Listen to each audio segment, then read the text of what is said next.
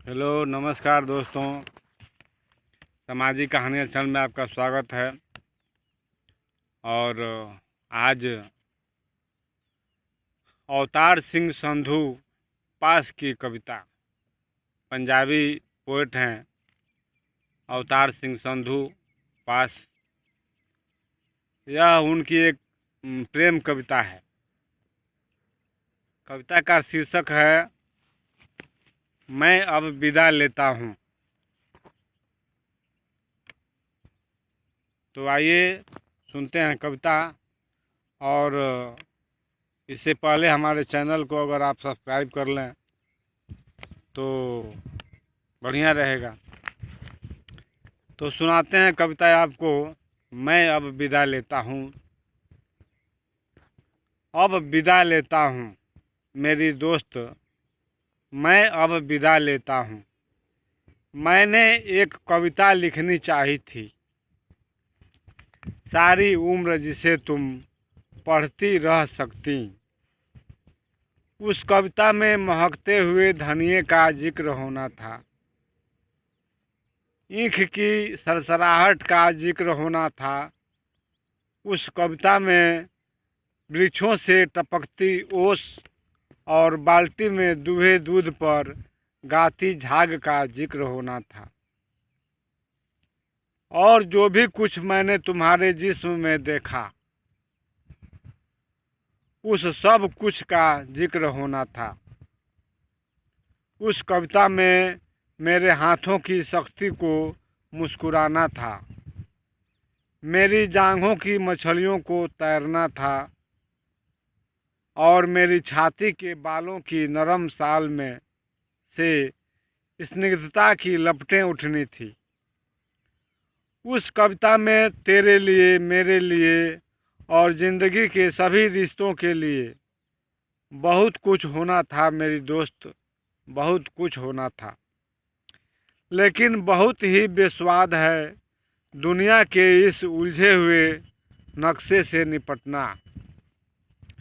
और यदि मैं लिख भी लेता शगुनों से भरी वह कविता, तो वह वैसे ही दम तोड़ देती, तुम्हें और मुझे छाती पर बिलखते हुए छोड़कर। मेरे दोस्त, कविता बहुत ही निःशब्द हो गई है, जबकि हथियारों के नाखून बुरी तरह बढ़ आए हैं। और अब हर तरह की कविता से पहले हथियारों के खिलाफ युद्ध करना जरूरी हो गया है। युद्ध में हर चीज़ को बहुत आसानी से समझ लिया जाता है।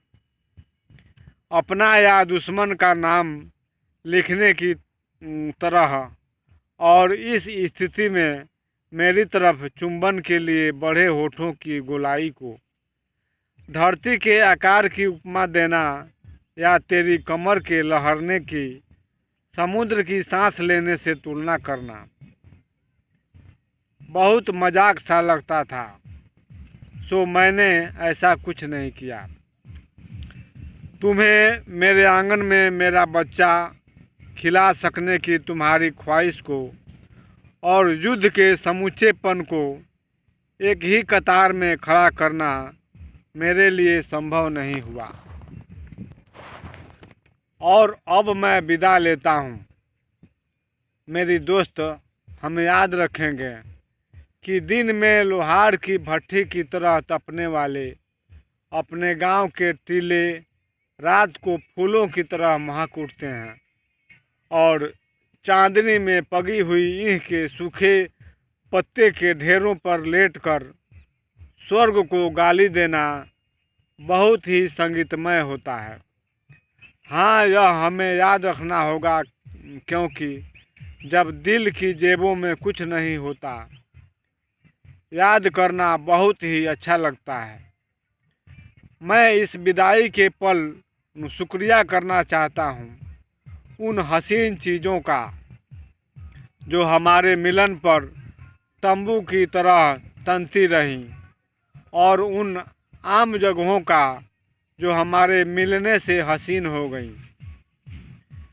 मैं शुक्रिया करता हूँ अपने सिर पर ठहर जाने वाली तेरी तरह हल्की और गीतों भरी हवा का, जो मेरा दिल लगाए रखती थी तेरे इंतजार में।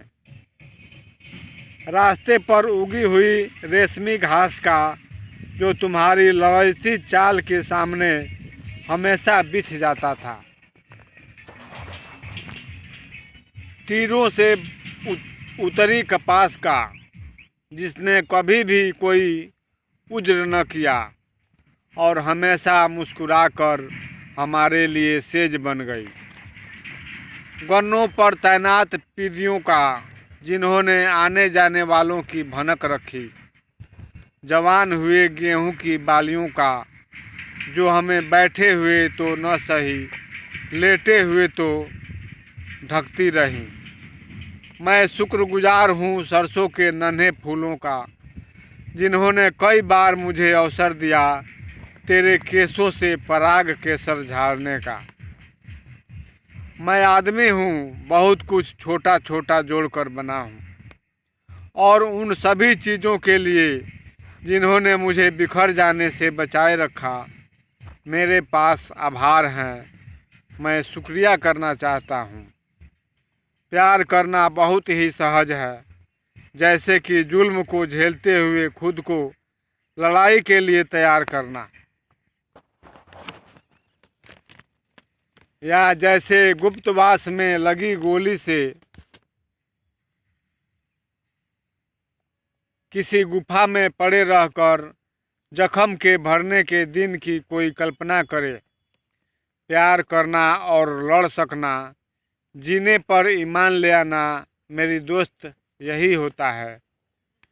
धूप की तरह धरती पर खिल जाना और फिर आलिंगन में सिमट जाना। बारूद की तरह भड़क उठना और चारों दिशाओं में गूंज जाना।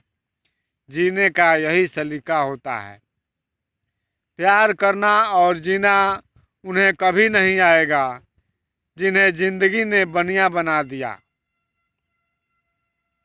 जिस्म का रिश्ता समझ सकना, खुशी और नफरत में लकीर न खींचना, जिंदगी के फैले हुए आकार पर फिदा होना, सहम को चीर कर मिलना और विदा होना, बड़ी शूरवीरता का काम होता है मेरी दोस्त, बड़ी शूरवीरता का काम होता है। मैं अब विदा लेता हूँ। तुम भूल जाना मैंने तुम्हें किस तरह पलकों में पाल कर जवान किया, कि मेरी नज़रों ने क्या कुछ नहीं किया तेरे नक्शों की धार बांधने में, कि मेरे चुंबनों ने कितना खूबसूरत कर दिया तेरा चेहरा, कितना खूबसूरत कर दिया तेरा चेहरा, कि मेरे आलिंगनों ने तेरा मोम जैसा बदन कैसे सांचे में ढाला। तू यह सभी भूल जाना मेरी दोस्त, सिवाय इसके कि मुझे जीने की बहुत इच्छा थी, कि मैं गले तक जिंदगी में डूबना चाहता था। मेरे भी हिस्से का जी लेना दोस्त, मेरे भी हिस्से का जी लेना। दोस्तों, कैसी लगी यह आपको कविता अवतार सिंह संधू पास जी की, कमेंट में ज़रूर लिखिएगा। और मैं आपका दोस्त हरेश चौहान, और आपसे विनती है कि आप हमारे चैनल को ज़रूर सब्सक्राइब कीजिए, वीडियो को लाइक कीजिए, शेयर कीजिए, कमेंट कीजिए। फिर मिलेंगे अगले वीडियो में ऐसी ही कविता के साथ, किसी ऐसे ही साहित्यिक कहानी के साथ। तब तक हमें दीजिए इजाज़त। जय हिंद, जय भारत।